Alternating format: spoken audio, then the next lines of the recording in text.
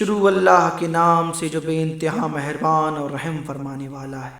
تاسین، یہ آیت ہے قرآن اور کتاب مبین کی، ہدایت اور بصارت ان ایمان لانے والوں کے لیے جو نماز قائم کرتے اور زکوٰۃ دیتے ہیں، اور پھر وہ ایسے لوگ ہیں جو آخرت پر پورا یقین رکھتے ہیں۔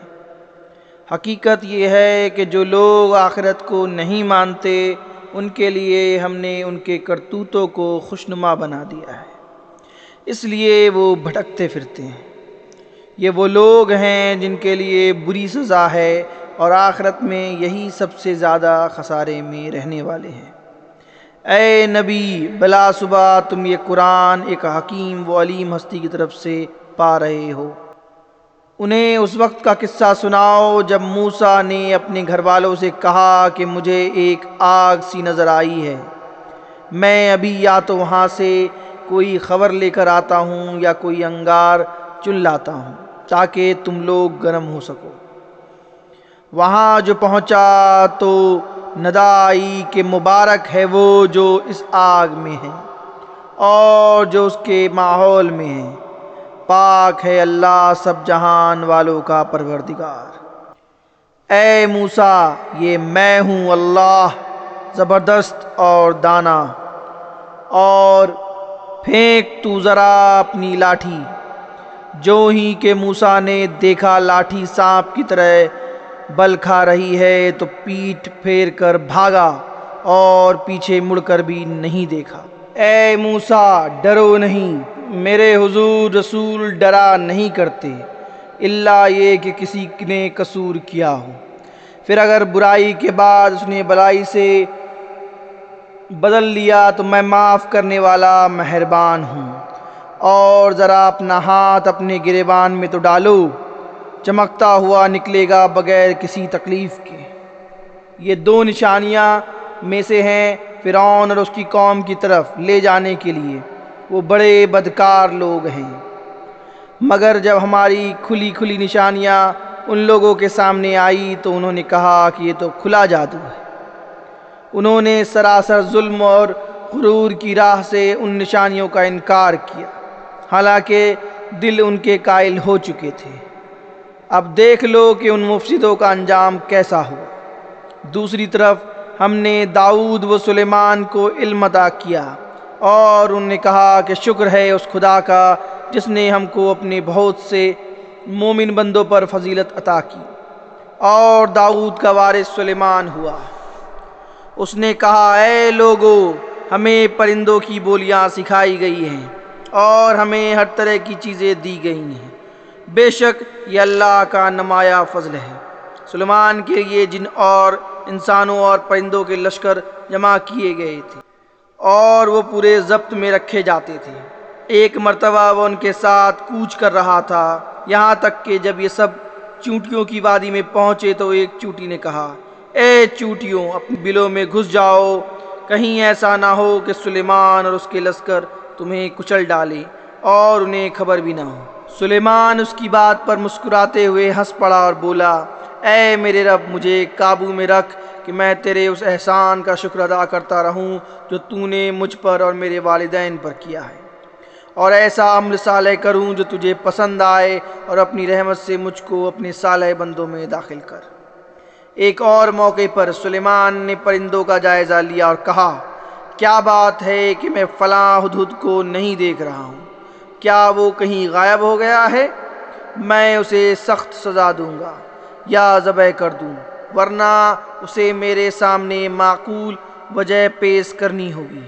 کچھ زیادہ دیر نہ گزری تھی کہ اس نے آ کر کہا، میں نے وہ معلومات حاصل کی ہے جو آپ کے علم میں نہیں۔ میں سبا کے متعلق یقینی اطلاع لے کر آیا ہوں۔ میں نے وہاں ایک عورت دیکھی جو اس قوم کی حکمراں ہے، اس کو ہر طرح کا سر و سامان بخشا گیا ہے اور اس کا تخت بڑا عظیم الشان ہے۔ میں نے دیکھا کہ وہ اور اس کی قوم اللہ کے بجائے سورج کے آگے سجدہ کرتی ہے۔ شیطان نے ان کے اعمال ان کے لیے خوشنما بنا دیے اور انہیں شاہراہ سے روک دیا۔ اس وجہ سے وہ یہ سیدھا راستہ نہیں پاتے کہ اس خدا کو سجدہ کریں جو آسمانوں اور زمین کی پوشیدہ چیزوں کو نکالتا ہے اور وہ سب کچھ جانتا ہے جسے تم لوگ چھپاتے اور ظاہر کرتے، اللہ کے جس کے سوا کوئی مستحق عبادت نہیں، جو عرش عظیم کا مالک ہے۔ سلیمان نے کہا ابھی ہم دیکھ لیتے ہیں کہ تو نے سچ کہا ہے یا تو جھوٹ بولنے والوں میں سے ہے۔ میرا یہ خط لے جا اور اسے ان لوگوں کی طرف ڈال دے، پھر الگ ہٹ کر دیکھ کہ وہ کیا رد عمل ظاہر کرتے ہیں۔ ملکہ بولی اے اہل دربار، میری طرف ایک بڑا اہم خط پھینکا گیا ہے، وہ سلیمان کی جانب سے ہے اور اللہ رحمان اور رحیم کے نام سے شروع کیا گیا ہے۔ مضمون یہ ہے کہ میرے مقابلے میں شرکسی نہ کرو اور مسلم ہو کر میرے پاس حاضر ہو جاؤ۔ خط سنا کر ملکہ نے کہا اے سرداران قوم، میرے اس معاملے میں مجھے مشورہ دو، میں کسی معاملے کا فیصلہ تمہارے بغیر نہیں کرتی ہوں۔ انہوں نے جواب دیا ہم طاقتور اور لڑنے والے لوگ ہیں، آگے فیصلہ آپ کے ہاتھ میں ہے، آپ خود دیکھ لیں کہ آپ کو کیا حکم دینا ہے۔ ملکہ نے کہا بادشاہ جب کسی ملک میں گھس آتے ہیں تو اسے خراب اور اس کے عزت والوں کو ذلیل کر دیتے ہیں، یہی کچھ وہ کیا کرتے ہیں۔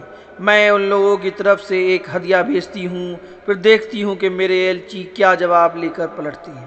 جب وہ ملکہ کا سفیر سلیمان کے یہاں پہنچا تو اس نے کہا کیا تم لوگ مال سے میری مدد کرنا چاہتے ہو؟ جو کچھ خدا نے مجھے دے رکھا ہے وہ اس سے بہت زیادہ ہے جو تمہیں دیا ہے، تمہارا ہدیہ تمہیں کو مبارک ہے۔ اے سفیر واپس جا اپنے بھیجنے والوں کی طرف، ہم ان پر ایسے لشکر لے کر آئیں گے جن کا مقابلہ وہ نہ کر سکیں گے، اور ہم انہیں اس ذلت کے ساتھ وہاں سے نکالیں گے کہ وہ خوار ہو کر رہ جائیں گے۔ سلیمان نے کہا اے اہل دربار، تم میں سے کون اس کا تخت میرے پاس لاتا ہے قبل اس کے کہ وہ لوگ متی ہو کر میرے پاس حاضر ہوں؟ جنوں میں سے ایک کوئی حقل نے عرض کیا میں اسے حاضر کر دوں گا قبل اس کے کہ آپ اپنی جگہ سے اٹھیں، میں اس کی طاقت رکھتا ہوں اور امانت دار ہوں۔ جس شخص کے پاس کتاب کا علم تھا وہ بولا میں آپ کی پلک جھپکنے سے پہلے اسے لائے دیتا ہوں۔ جوں ہی کہ سلمان نے وہ تخت اپنے پاس رکھا ہوا دیکھا، وہ پکار اٹھا یہ میرے رب کا فضل ہے تاکہ وہ مجھے آزمائے کہ میں شکر کرتا ہوں یا کہ کافر نعمت بن جاتا ہوں، اور جو کوئی شکر کرتا ہے اس کا شکر اس کے اپنے ہی لیے مفید ہے، ورنہ کوئی ناشکری کرے تو میرا رب بے نیاز اور اپنی ذات میں آپ بزرگ ہے۔ سلیمان نے کہا انجان طریقے سے اس کا تخت اس کے سامنے رکھ دو، دیکھے وہ صحیح بات تک پہنچتی ہے یا ان لوگوں میں سے ہے جو راہ راست نہیں پاتے۔ ملکہ جب حاضر ہوئی تو اس سے کہا گیا کیا تیرا تخت ایسا ہی ہے؟ وہ کہنے لگی یہ تو گویا وہی ہے، ہم تو پہلے ہی جان گئے تھے اور ہم نے سراتات جھکا دیا تھا یا ہم مسلم ہو چکے تھے۔ اس کو ایمان لانے سے جس چیز نے روک رکھا تھا وہ ان معبودوں کی عبادت تھی جنہیں وہ اللہ کے سوا پوجتی تھی، کیونکہ وہ ایک کافر قوم سے تھی۔ اس سے کہا گیا کہ محل میں داخل ہو، اس نے جو دیکھا تو سمجھی کہ پانی کا حوض ہے اور اترنے کے لیے اس نے اپنے پائچے اٹھا لیے۔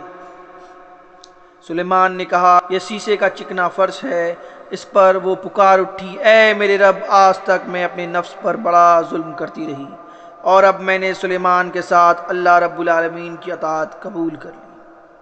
اور سمود کی طرف ہم نے ان کے بھائی صالح کو یہ پیغام دے کر بھیجا کہ اللہ کی بندگی کرو، تو یکایک وہ دو مختصم فریق بن گئے۔ صالح نے کہا اے میرے قوم کے لوگوں، بھلائی سے پہلے برائی کے لیے کیوں جلدی مچاتے ہو؟ کیوں نہیں اللہ سے مغفرت طلب کرتے ہو، شاید کہ تم پر رحم فرمایا جائے۔ انہوں نے کہا ہم نے تو تم کو اور تمہارے ساتھیوں کو بدسکونی کا نشان پایا ہے۔ صالح نے جواب دیا تمہارے نیک و بدسگون کا سررشتہ اللہ کے پاس ہے، اصل بات یہ ہے کہ تم لوگوں کی آزمائش ہو رہی ہے۔ اس شہر میں تو جتھے دار تھے جو ملک میں فساد پھیلاتے اور کوئی اصلاح کا کام نہ کرتے تھے۔ انہوں نے آپس میں کہا خدا کی قسم کھا کر عہد کر لو کہ ہم صالح اور اس کے گھر والوں پر شب خون ماریں گے اور پھر اس کے ولی سے کہہ دیں گے کہ ہم اس کے خاندان کی ہلاکت کے موقع پر موجود نہ تھے، ہم بالکل سچ کہتے ہیں۔ یہ چال تو وہ چلے اور پھر ایک چال ہم نے چلی جس کی انہیں خبر بھی نہ تھی۔ اب دیکھ لے کہ ان کی چال کا انجام کیا ہوا، ہم نے تباہ کر کے رکھ دیا ان کو اور ان کی پوری قوم کو، وہ ان کے گھر خالی پڑے ہیں اس ظلم کی پاداش میں جو وہ کرتے تھے۔ اس میں ایک نشان عبرت ہے ان لوگوں کے لیے جو علم رکھتے ہیں، اور بچا لیا ہم نے ان لوگوں کو جو ایمان لائے تھے اور نافرمانی سے پرہیز کرتے تھے۔ اور لوط کو ہم نے بھیجا، یاد کرو وقت جب اس نے اپنی قوم سے کہا کیا تم آنکھیں دیکھتی بدکاری کرتے ہو؟ کیا تمہاری یہی چلن ہے کہ عورتوں کو چھوڑ کر مردوں کے پاس صحبت رانی کے لیے جاتے ہو؟ حقیقت یہ ہے کہ تم لوگ سخت جہالت کا کام کرتے ہو۔ مگر اس کی قوم کا جواب اس کے سوا کچھ نہ تھا کہ انہوں نے کہا نکال دو لوط کے گھر والوں کو اپنی بستی سے، یہ بڑے پاک باز بنتے ہیں۔ آخر کار ہم نے بچا لیا اس کو اور اس کے گھر والوں کو، بجز اس کی بیوی کے جس کا پیچھے رہ جانا ہم نے طے کر دیا تھا، اور برسائی ان لوگوں پر ایک برسات بہت ہی بری برسات تھی، وہ ان لوگوں کے حق میں جو متنبہ کیے جا چکے تھے۔ اے نبی کہو حمد ہے اللہ کے لیے اور سلام ان کے بندوں پر جنہیں اس نے برگزیدہ کیا۔ ان سے پوچھو اللہ بہتر ہے یا وہ معبود جنہیں یہ لوگ اس کا شریک بنا رہے ہیں؟ بھلا وہ کون ہے جس نے آسمان اور زمین کو پیدا کیا اور تمہارے لیے آسمان سے پانی برسایا، پھر اس کے ذریعے وہ خوشنما باغ اگائے جن کے درختوں کا اگانا تمہارے بس میں نہ تھا؟ کیا اللہ کے ساتھ کوئی دوسرا خدا بھی ان کاموں میں شریک ہے؟ نہیں، بلکہ یہی لوگ راہ راست سے ہٹ کر چلے جا رہے ہیں۔ اور وہ کون ہے جس نے زمین کو جائے قرار بنایا اور اس کے اندر دریا رواں کیے اور اس میں پہاڑوں کی میخیں گاڑ دی اور پانی کے دو ذخیروں کے درمیان پردے حائل کر دیے؟ کیا اللہ کے ساتھ کوئی اور خدا بھی ان کاموں میں شریک ہے؟ نہیں، بلکہ ان میں سے اکثر لوگ نادان ہیں۔ کون ہے جو بے قرار کی دعا سنتا ہے جبکہ وہ اسے پکارے، اور کون اس کی تکلیف رفع کرتا ہے؟ اور کون ہے جو تمہیں زمین میں خلیفہ بناتا ہے؟ کیا اللہ کے ساتھ کوئی اور خدا بھی یہ کام کرنے والا ہے؟ تم لوگ کم ہی سوچتے ہو۔ اور وہ کون ہے جو خشکی اور سمندر کی تاریکیوں میں تم کو راستہ دکھاتا ہے؟ اور کون اپنی رحمت کے آگے ہواؤں کو خوشخبری لے کر بھیجتا ہے؟ کیا اللہ کے ساتھ کوئی دوسرا خدا بھی یہ کام کرتا ہے؟ بہت بالا برتر ہے اللہ اس شرک سے جو یہ لوگ کرتے ہیں۔ اور وہ کون ہے جو خلق کی ابتدا کرتا ہے اور پھر اس کا وعدہ کرتا ہے؟ اور کون تم کو آسمان اور زمین سے رزق دیتا ہے؟ کیا اللہ کے ساتھ کوئی اور خدا بھی ان کاموں میں حصے دار ہے؟ کہو کہ لاؤ اپنی دلیل اگر تم سچے ہو۔ ان سے کہو اللہ کے سوا آسمانوں اور زمین میں کوئی غیب کا علم نہیں رکھتا، اور وہ تمہارے معبود یہ بھی نہیں جانتے کہ کب وہ اٹھائے جائیں گے، بلکہ آخرت کا تو علم ہی ان لوگوں سے گم ہو گیا ہے، بلکہ یہ اس کی طرف سے شک میں ہیں، بلکہ یہ اس سے اندھے ہیں۔ یہ منکرین کہتے ہیں کیا جب ہم اور ہمارے باپ دادا مٹی ہو چکے ہوں گے تو ہمیں واقعی قبروں سے نکالا جائے گا؟ یہ خبریں ہم کو بھی بہت دی گئی ہیں اور پہلے ہمارے آبا و اجداد کو بھی دی جاتی رہی ہیں، مگر یہ بس افسانے ہی افسانے ہیں جو اگلے وقتوں سے سنتے چلے جا رہے ہیں۔ کہو ذرا زمین میں چل پھر کر دیکھو کہ مجرموں کا کیا انجام ہو چکا ہے۔ اے نبی صلی اللہ علیہ وسلم ان کے حال پر نہ کرو اور نہ ان کی چالوں پر دل تنگ ہو۔ وہ کہتے ہیں کہ یہ دھمکی کب پوری ہوگی اگر تم سچے ہو؟ کہو کیا جب کہ جس عذاب کے لیے تم جلدی مچا رہے ہو اس کا ایک حصہ تمہارے قریب ہی آ لگا ہو؟ حقیقت یہ ہے کہ تیرا رب تو لوگوں پر بڑا فضل فرمانے والا ہے، مگر اکثر لوگ شکر نہیں کرتے۔ بلا صبح تیرا رب خوب جانتا ہے جو کچھ ان کے سینے اپنے اندر چھپائے ہوئے ہیں اور جو کچھ وہ ظاہر کرتے ہیں۔ آسمان و زمین کی پوشیدہ چیز ایسی نہیں ہے جو ایک واضح کتاب میں لکھی ہوئی موجود نہ ہو۔ یہ واقعہ ہے کہ قرآن بنی اسرائیل کو اکثر باتوں کی حقیقت بتاتا ہے جس میں وہ اختلاف رکھتے ہیں، اور یہ ہدایت اور رحمت ہے ایمان لانے والوں کے لیے۔ یقیناً اسی طرح تیرا رب ان لوگوں کے درمیان بھی اپنے حکم سے فیصلہ کر دے گا اور زبردست اور سب کچھ جاننے والا ہے۔ بس اے نبی صلی اللہ علیہ وسلم اللہ پر بھروسہ رکھو، یقیناً تم شرع حق پر ہو۔ تم مردوں کو نہیں سنا سکتے اور نہ ان بہروں تک اپنی پکار پہنچا سکتے ہو جو پیٹھ پھیر کر بھاگے جا رہے ہیں، اور نہ اندھوں کو راستہ بتا کر بھٹکنے سے بچا سکتے ہو۔ تم تو اپنی بات انہی لوگوں کو سنا سکتے ہو جو ہماری آیات پر ایمان لاتے ہیں اور پھر فرما بردار بن جاتے ہیں، اور جب ہماری بات پوری ہونے کا وقت ان پر آ پہنچے گا تو ہم ان کے لیے ایک جانور زمین سے نکالیں گے جو ان سے کلام کرے گا۔ لوگ ہماری آیات پر یقین نہیں کرتے تھے۔ اور ذرا تصور کرو اس دن کا جب ہم ہر امت میں سے ایک فوج کی فوج ان لوگوں کے لیے گھیر لائیں گے جو ہماری آیات کو جھٹلایا کرتے تھے۔ پھر ان کو قرآن کی اقسام کے لحاظ سے درجہ بدرجہ مرتب کیا جائے گا، یہاں تک کہ جب سب آ جائیں گے تو ان کا رب ان سے پوچھے گا کہ تم میری آیات کو جھٹلا دیا حالانکہ تم نے ان کا علمی احاطہ نہ کیا تھا، اگر یہ نہیں تو تم کیا کر رہے تھے؟ اور ان کے ظلم کی وجہ سے عذاب کا وعدہ ان پر پورا ہو جائے گا، تب وہ کچھ بھی نہ بول سکیں گے۔ کیا ان کو سجائی نہ دیتا ہے کہ ہم نے رات کے لیے سکون حاصل کرنے کو بنائی تھی اور دن کو روشن کیا تھا؟ اس میں بہت نشانیاں تھیں ان لوگوں کے لیے جو ایمان لاتے تھے۔ اور کیا گزرے گی اس روز جب کہ سور پھونکا جائے گا اور ہول کھا جائیں گے وہ سب جو آسمانوں اور زمین میں ہیں، سوائے ان لوگوں کے جنہیں اللہ اس ہول سے بچانا چاہے گا، اور سب کان دبائے اس کے حضور حاضر ہو جائیں گے۔ آج تو پہاڑوں کو دیکھتا ہے اور سمجھتا ہے خوب جمے ہوئے ہیں، مگر اس وقت یہ بادلوں کی طرح اڑ رہے ہوں گے۔ یہ اللہ کی قدرت کا کرشمہ ہوگا جس نے ہر چیز کو حکمت کے ساتھ استوار کیا ہے۔ وہ خوب جانتا ہے کہ تم لوگ کیا کرتے ہو۔